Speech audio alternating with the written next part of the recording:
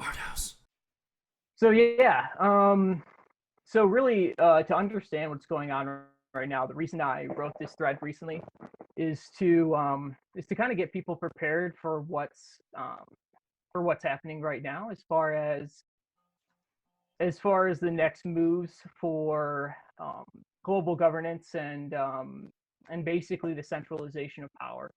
So so as everybody knows, with like the coronavirus outbreak, there has been obviously, there's been lockdowns, and you may have noticed increasing amounts of surveillance being implemented. So, for instance, Google reporting the locations of all the cell phones to um, to help with like coronavirus containment and stuff like that. And yeah, basically, I just want to prepare everybody for what they're going to be trying next, which basically is just like after 9/11, where we had an increase of surveillance with the Patriot Act and like for instance, airport security, where they tell us like, okay, we're going to be fighting terrorists. This is just a temporary change. Um, Based on this event, and then they never end up giving those rights back. Like for instance, the Patriot Act was just extended again. So for people that don't know, that means the government is allowed to monitor all of our electronic communication. And actually, during this coronavirus outbreak, they've actually tried to pass a kind of an extension of those powers called the Earn It Act, EARN, all caps, IT Act. And essentially, they're trying to ban end-to-end encryption. So that's the one way that we can communicate privately over the internet right now, because the messages are encrypted on both sides. So even if you have like the access to the servers that those messages are being sent over, you can't decode those messages. Very key to have. Very key. If you want to keep things low, you want to keep things private. Encryption is the way forward. Decentralized encryption is the way forward. Exactly. so so yeah, that's the reason I wrote this thread, and yeah, so it's kind of hard to understand, and it seems like outrageous on the outset Mhm. when you start thinking about like, oh, a huge like global conspiracy where you think about how incompetent the government is normally. Mhm. um that's just the comment. I think I literally saw a guy say that yesterday. They're like, oh, well, government's so incompetent, there's no way that they could ever like keep a plot like this hidden from the people. And basically what this whole thread is about is the fact that they've never tried to hide exactly what their goals are. Yeah. So And just a that side concept is point, called that argument, like, no, they're all stupid, like they can never coordinate something like this.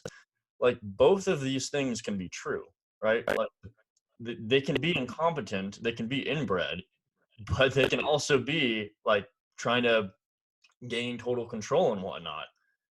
It's not just like one or the other. yeah, yeah, exactly. So um yeah, so anyways, that's what the thread's about. And basically, when you really look for it, if you are looking for what these most powerful families that have been influencing global politics for the last 200 years or so, and it goes beyond that, obviously, but I start off basically in the early 1900s, late 1800s, as far as the following the families and their influence forward. So, so yeah, I mean, when you're actually looking for it, it's pretty straightforward. They don't, like I said, they don't try to hide what their intentions are, Yeah. um, which is basically they want to keep centralizing power. So they want to maintain their control as they have for the last 100 years or so. So essentially, how they do that is by establishing monopolies. In the past, in the Gilded Age, in American history, they were called robber barons. And essentially, we're talking about the Rockefellers in oil, their oil monopoly, Hmm. Carnegie's in steel. Um, we had the Harrimans in railroads, and later on we'd add others like J.P. Morgan in banking. When J.P. Morgan died, it was revealed that 75% of his assets were actually Rothschild assets. And so Rothschild is basically, I'm sure anybody who's done any research into conspiracy theories before will be familiar with that group. But they're basically a private banking family that originated in the late or actually, I believe it was early 1700s, I believe, 1717, if I'm remembering correctly. But basically, they were a Europe-wide central banking family, and they funded both sides of every Western war since Napoleon. And so, yeah, basically, they're if you want to go down to the root of Now, how were they able to fund both sides? So yeah, they basically they were a family. They had the Rothschild, like the beginner, the father, the patriarch of their family. He had 5 sons, and he spread them out across Europe. So they had private banks in all the European countries. Mm-hmm. And basically, when you start a war, you have the governments need somebody to get loans from to fund the war effort. Mm-hmm. And so basically they just gave loans to each of the governments as they started their wars. And basically that's how you get each government indebted to you, Mm-hmm. to the private banking family. So for instance, right now the Federal Reserve, as that's the central bank of the United States. And yeah, it's not actually a federal entity. It's not elected. It officially, they don't advertise which private families are running it behind the scenes. But I mean, it's basically the Rothschilds. If you do How research. how does someone know that it is it is run by private families and it's not this public entity? Because like on the surface, you have Chairman Powell, you have all this, all the 13 different banks, all this stuff. It seems like a government entity. Is there like a resource or like a something? You can look at the Wikipedia page. Really? It's not they don't pretend it's the government entity at all. I think there's an interview with one of my favorite libertarians. His name is Jeff Berwick. He went on Fox News with that Barney, whatever his name is. Barney Frank? No, wrong Barney, I think. Wrong But he's a Fox economics guy. Okay. But anyways, yeah. He goes. The guy asked him. He's like, "Oh yeah, well, the central bank, whatever, aren't they a government entity?" And Jeff goes, "Oh yeah." He goes, "Well, no, it's not. It's private families." And he goes, "It's private families, but nobody knows really which families." And then the Barney guy goes, "Oh, really? Like, how do they not know?" And he goes, "Okay, well, who are they?" And the interviewer, had no answer for him. But yeah, no, it's not a secret that the Federal Reserve is not a government entity. Now, there's a common theme throughout all this kind of conspiracy stuff in that there's lots of symbolism and there's lots of clues on that they leave behind, right? There's always a footprint, even though might not know exactly. You have to piece things together. That's why it's a theory. There's always symbols. There's always clues. Why do they even go out of the way to leave symbols and clues and all this stuff? So that's a concept called predictive programming. And essentially these guys are they've been using this rule book. This guy, Edward Bernays, he's called the father of propaganda. He literally wrote the book called Propaganda.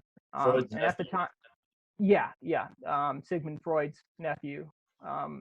So obviously Sigmund Freud is probably the most prolific psychologist in history, and he talks about how basically all human actions are based off of like subconscious trauma.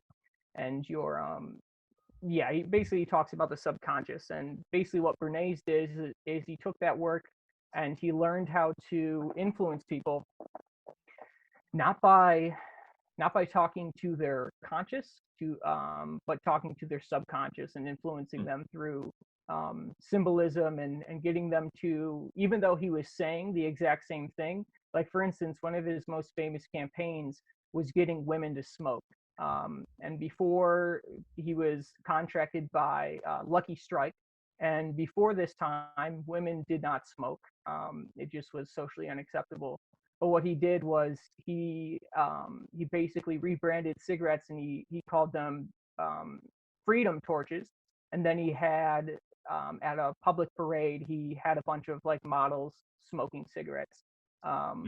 And he was able to, women before would have never smoked cigarettes in public because of, the social stigma. But as soon as they saw them as a symbol of freedom, that's when it caught on. So in that same way, you can say the exact same thing and get the exact same result that you want. All you have to do is access different subconscious parts of the human psyche, and you can get people to agree to it. So as far as how that relates to predictive programming, when you present humans with an idea, and you present it over and over again in a non-threatening way initially, like for instance in the media, present it through Hollywood and different stuff like that. So you get people used to the idea, and then when it happens in real life, they're not as alarmed, and they don't question it. They It's like don't. pushing the goalpost. Yeah, kind of. Really, it's that they don't question. They see it as a probable outcome. They're kind of expecting it, and they're like, oh, okay, well, everybody always, this was a common thing. I guess it finally happened. They're thinking it as natural progression rather than like something that was forced and manipulated and engineered. Yeah, they don't see it as a plot because they're already familiar and comfortable with the idea. Gotcha. So one example of that, anybody that's familiar with looking into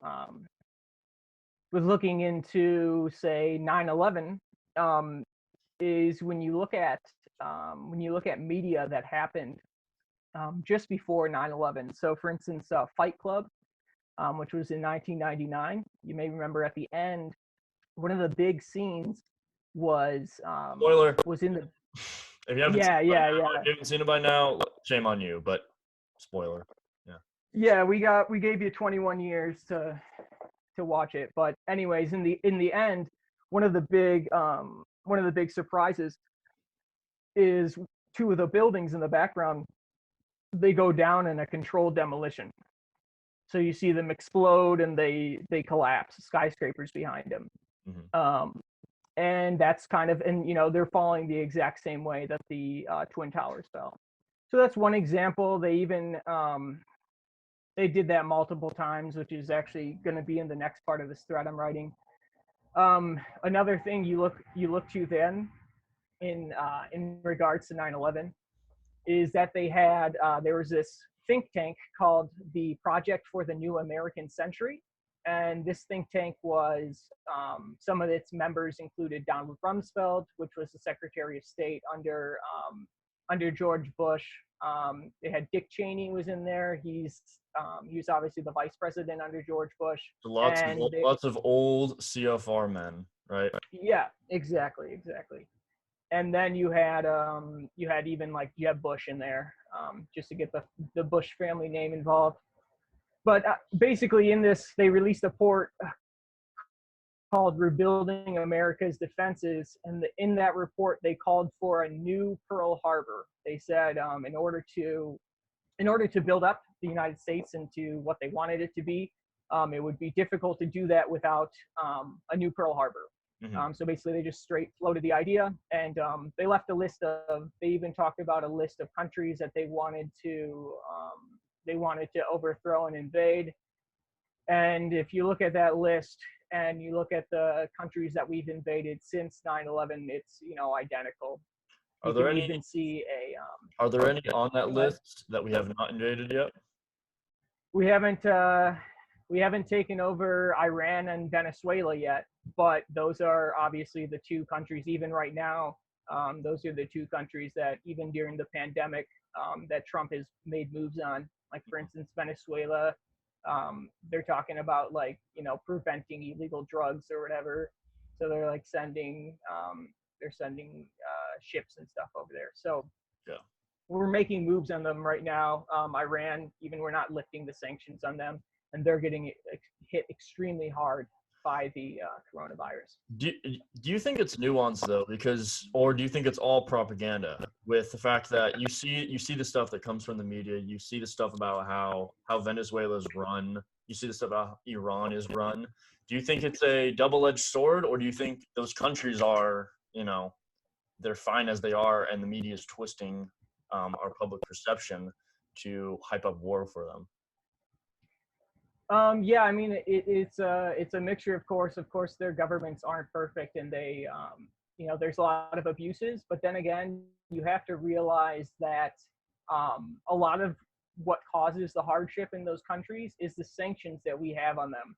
So when the U.S. says, okay, nobody's allowed to trade with you, Iran and Venezuela, then that's that. Nobody's going to buy their oil.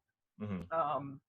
And that's obviously it's the main source of their income as a nation.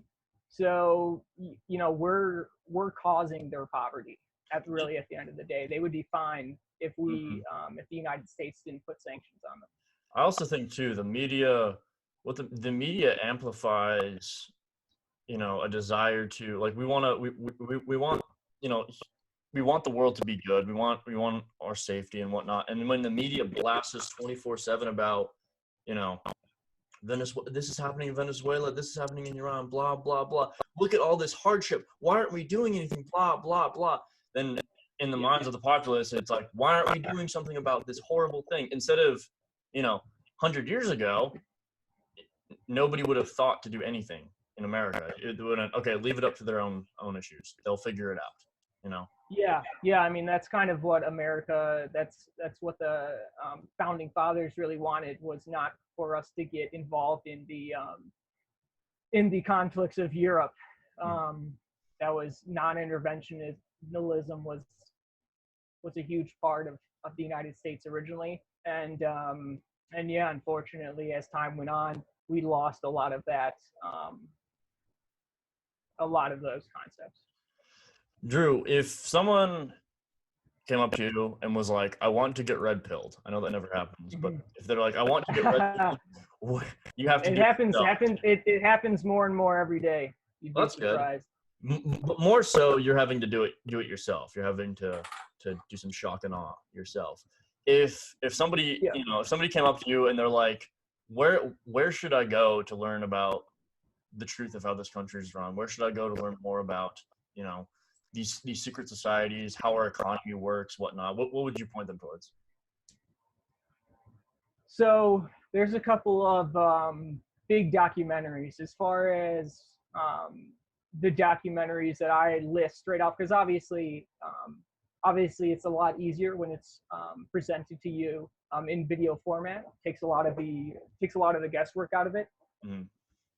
So there's a couple of documentaries that I recommend right off the bat. There's a great one called it's called JFK to 9/11. Everything is a rich man's trick. That one basically covers all of American history from well, actually, it even kind of some of the concepts go beyond even American history, but basically shows you how JFK and 9/11, both those events, were orchestrated by basically the same groups of people and for the same objectives of centralizing global power. So that's one of them. That one, there's a couple of versions of it on YouTube. Make sure that you find the one that's 3 hours and like 27 minutes. They've disabled sharing on a couple of those versions. Like they're literally like, no, you can't share a link to this. Wow. So it is hard to find that one. But I'd highly recommend it. That's one. That's basically once you watch that, it's pretty hard to deny Exactly what's going on, especially when you realize that the Nazis are basically the Nazis' economic miracle was basically caused by American industrialists. Um, Mm. and yeah, so Read that's about a that, the connections between Henry Ford and whatnot to Adolf Hitler. yeah. Yep. Henry Ford sued the U.S. government after World War II for bombing his tank factories in Germany, and he won. He got the highest medal that the Nazis could award to a civilian, and he had Hitler had a life-size picture of Henry Ford in his office. So Wow. Wow. The stuff you learn.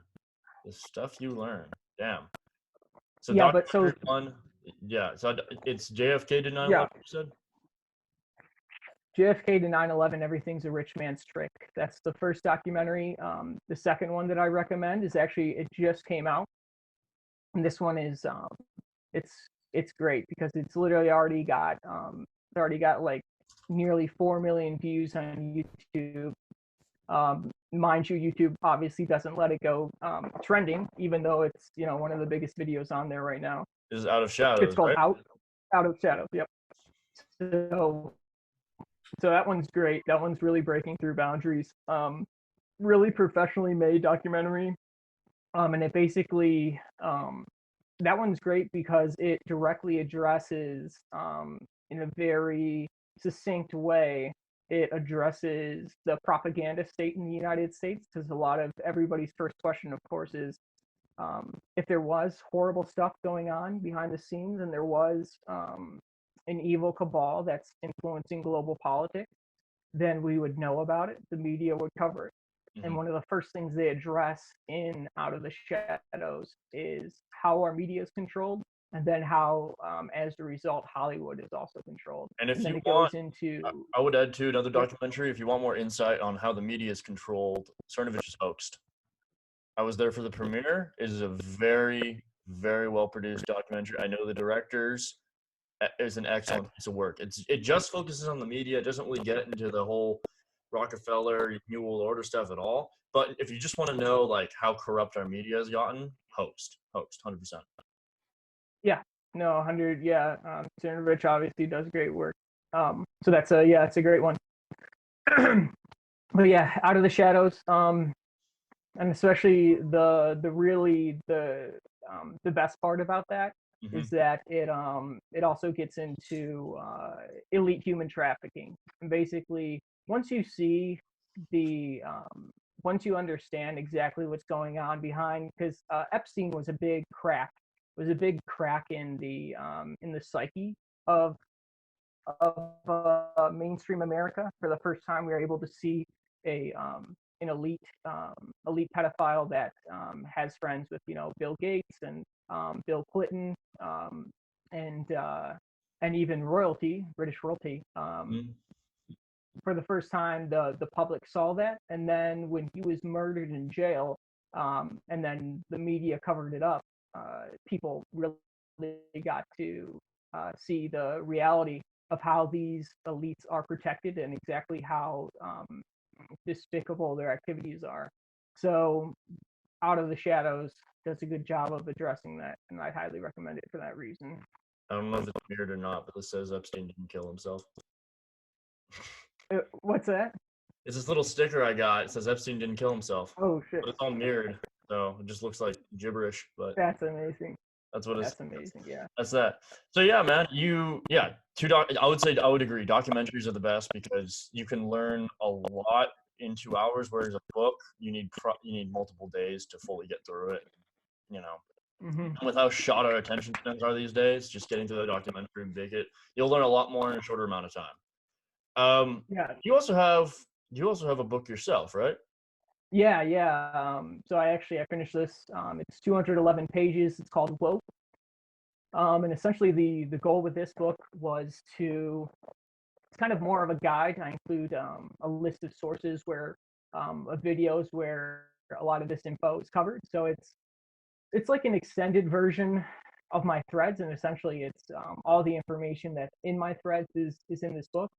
Mm. But it kind of goes from it's 4 sections, and it covers basically everything everything that we're not taught in mainstream society and schooling. So so yeah, it goes from the ground up though. So we're talking like um, the basics of the fourth and fifth dimensions, and how like all ancient religions try to describe these concepts. And then it goes into kind of frequency, vibration, and a lot of Nikola Tesla stuff. It goes into numerology, astrology, Mayan calendar, the long year, um, and basically how ancient civilizations track the passage of time. And then it goes into more modern stuff. So we bring it up to modern day, going over these different families and groups that we've been talking about right now. Well, that seems like a really good starter guide in case you just want to get blasted with everything at once, and then you can kind of figure out what rabbit holes you want to go down individually. Drew, it was great having you on. I learned a lot actually myself about this whole construct that they're trying to build up. Do you have anything you have to say to the good people watching this before we head out? Yeah, just make sure to um, before you go trusting Bill Gates to with you and your family's health. I'd recommend that you look into him and the history of eugenics in America. And I think the once you take another look at what exactly his friends and motives and kind of the history of foundations, for instance, the Rockefeller Foundation, which is basically the older version of the Gates Foundation, I think you'll have a different opinion of both him and what he's trying to accomplish. So I'd highly recommend you guys check out my recent thread, and just consider that information. I think we're right now is one of the most important points in human history, in the last 20 years at least, since 9/11. I think in a lot of ways this is um, we stand at another transformational phase of world politics. So I think this is a unique opportunity because for the first time in 2001, we didn't have the internet to spread information about what was really going on at that event. A lot more people But are woke now we now. do.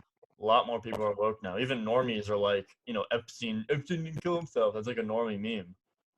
Hmm. Exactly. So I think for the first time, we have a good chance of actually exposing them while they're trying to implement their plans. And I think we can stop them this time if we work together. So that's at the end of the day, that's what it is. It's about working together, coming together, teaching everybody, all that stuff. Building up what we want, building up our vision. Absolutely, and maintaining liberty. We have a lot of technology is it's a double-edged sword. We can either with blockchain, for instance, right now, it could be used to free us financially from central banking, and also it provides uncensorable information sharing. But if we allow the gatekeepers to get even more control, it can be used against us, and so it's an important part in human history right now. So And about the vaccine, about Bill Gates, I'm just gonna say this is just another example of do not take health advice from people that are out of shape themselves. End of story. amen. Amen. Drew, it's great having you on. Amazing cast. Helped a lot of people out with this. Yeah, we have another show tonight at in 3 hours with Logged Fits. We're gonna be talking about training everything and physicality and that sort of stuff. So yeah, man, we're good here. And this has been Arthaus with Drew. See you around, everyone. Boom, boom, boom, boom. Nice. Beautiful.